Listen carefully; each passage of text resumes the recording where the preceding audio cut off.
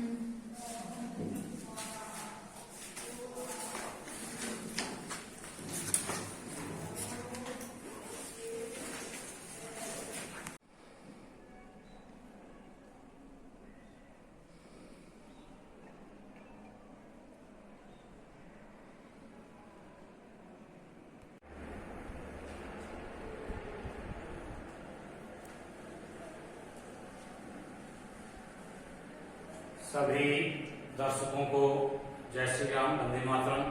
आज मैं आपके समक्ष कक्षा 6 पाठ 16 हिंदी श्रम की महिमा, जिसके कवि हैं भवानी प्रसाद मिश्र। तो श्रम, परिश्रम,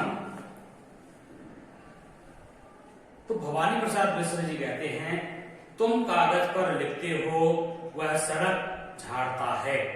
तुम कागज पर लिखते हो वह सड़क झाड़ता है। तुम व्यापारी वह धरती में बीज गाड़ता है। तुम व्यापारी वह धरती में बीज गाड़ता है। एक आदमी घड़ी बनाता, एक बनाता है चप्पल, इसलिए वह बड़ा और वह छोटा। इसमें क्या बल? सूत काटते थे गांधी जी, कपड़ा बुनते थे और कपास जुलाहियों के जैसा ही धुनते थे। तो तुम कागज पर लिखते हो। भवानी प्रसाद मिश्र जी कहते हैं कि आप कलम चलाते हैं, कागज पर लिखने का कार्य करते हैं, और अगला व्यक्ति जो सड़क झाड़ रहा है वह भी परिश्रम कर रहा है। और अगला, तुम व्यापारी हो, व्यापार करके अपना जीवन यापन कर रहे हो। तो परिश्रम सभी कर रहे हैं। और वह धरती में बीज गाड़ता है। किसान धरती में क्या करता है? फसल उगाता है। एक आदमी घड़ी बनाता, एक व्यक्ति जो अगला व्यक्ति है वह मैकेनिक है, घड़ी का निर्माण करता है। और एक बनाता है चप्पल, दूसरा क्या करता है? चप्पलों का निर्माण करता है या फटे हुए चप्पलों को सिलता है। तो परिश्रम सभी करते हैं, और इसलिए यह बड़ा और वह छोटा। तो कार्यों के आधार पर आप छोटा बड़ा मत समझिए। कार्यों के आधार पर व्यक्तियों को छोटा और बड़ा मत समझिए। क्यों? क्योंकि कार्य करके वह भी धन कमाता है, अगला व्यक्ति भी कार्य करके धन कमाता है। तो इसमें क्या बल? अब गांधी जी भी थे। गांधी जी देश के राष्ट्रपिता हैं। तो वो भी जुलाहों की तरह सूत काटते थे और कपड़ा बनाते थे। जैसे जुलाहे रुई को धुनते थे, वो भी वही कार्य करते थे। चुनते थे अनाज के कंकर, चक्की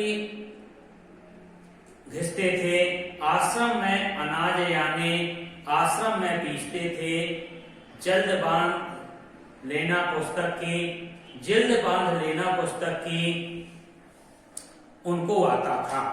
तो गांधी जी कोई भी कार्य करने में पीछे नहीं रहे। वो सूत काटते थे, अनाज से कंकड़ अलग करते थे, पीसते थे और आश्रम में ना जाने कौन कौन से कार्य करते थे। तो कार्य कोई भी छोटा नहीं है, छोटा होता है तो व्यक्ति की सोच। जब महात्मा गांधी जी कपड़े बना सकते हैं, पॉलिश कर सकते हैं, तो एक महापुरुष थे, हम आप क्यों नहीं कर सकते? तो श्रम हमें हमेशा करना चाहिए। तो जिल्द बांध लेना पुस्तक के उनको आता था। पुस्तकों को पढ़ना और उनको समझना ये खामी उनमें थी। हर काम सफाई से नित करना भाता था और जो भी कार्य करते थे वो सफाई, उनके प्रत्येक कार्य में सफाई रहती थी। कोई सा भी कार्य करें तो वो सफाई उनके कार्यों में रहती थी। ऐसे थे गांधी जी, ऐसे थे गांधी जी, ऐसा था उनका आश्रम। तो गांधी जी के आश्रम में कभी भी गंदगी नहीं दिखाई देती थी। यदि कोई सफाई कर्मी नहीं रहता था तो वो स्वयं आते थे और आश्रम की साफ सफाई करते थे, क्योंकि उन्हें गंदगी से नफरत थी।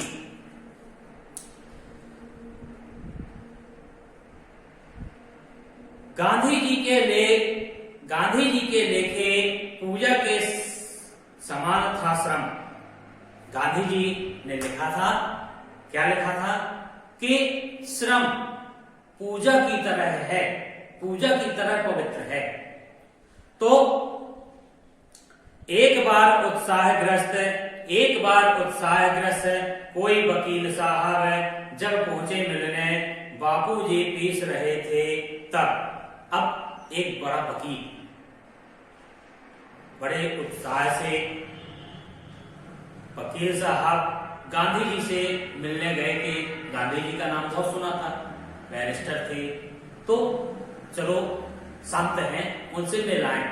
तो जब मिलने के लिए गए तो क्या देखते हैं वकील साहब कि जो गांधी जी थे बस एक धोती लपेटे हुए चक्की चला रहे थे, अनाज पीस रहे थे।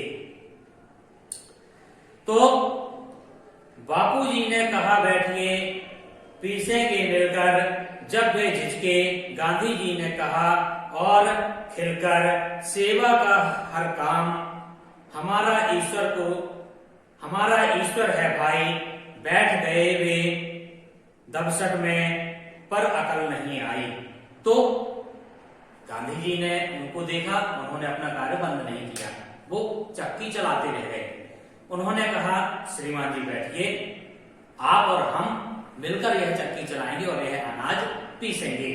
तो जब वकील साहब ने सुना कि हम चक्की चलाएं, अरे मैं इतना बड़ा वकील और चक्की चलाऊं, झिझक गए। अरे ये क्या कह रहे बापूजी? तो जैसे ही उन्होंने उनकी मनोदशा गांधी जी ने देखी तो क्या कहा कि सेवा करना सबसे बड़ा पुण्य का कार्य है। मैं ये अपने लिए नहीं कर रहा, मैं भी खाऊंगा और यहाँ आश्रम में जितने लोग रह रहे हैं उनको भी इससे भोजन प्राप्त होगा। तो सेवा करना हम सभी का कार्य है और जो सेवा करता है, नर सेवा नारायण सेवा, हम आप किसकी कर रहे हैं? व्यक्तियों की सेवा कर रहे हैं। तो व्यक्तियों की सेवा से ही ईश्वर प्रसन्न होते हैं।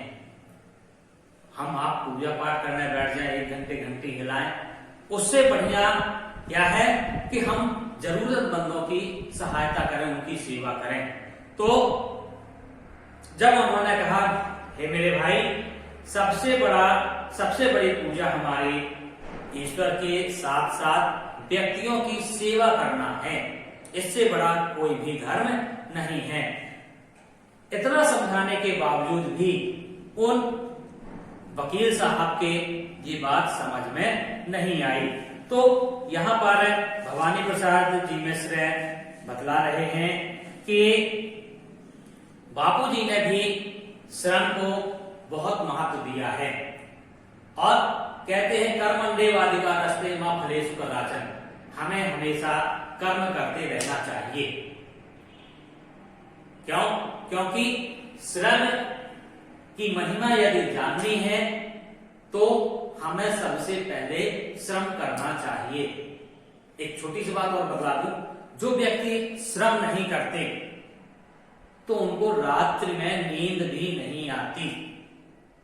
हम आप थोड़ा अच्छा श्रम कर लें, परिश्रम कर लें, तो हमारे जो भूख है वह भी बढ़ेगी और रात्रि में हम बड़े आराम से चैन की नींद सोएंगे। और जो श्रम नहीं करते हैं उनको आप देखिए, कहीं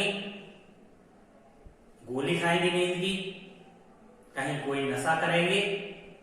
और जो व्यक्ति श्रम करता है ना ही उसे किसी गोली की आवश्यकता रहती है, ना ही किसी नशे की आवश्यकता रहती है। श्रम अपने आप में स्वयं नशा है। श्रम करो, परिश्रम करो, आप हमेशा तंदुरुस्त रहेंगे। यहीं पे मैं अपने वाणी को विराम देता हूं। जय हिंद, जय भारत।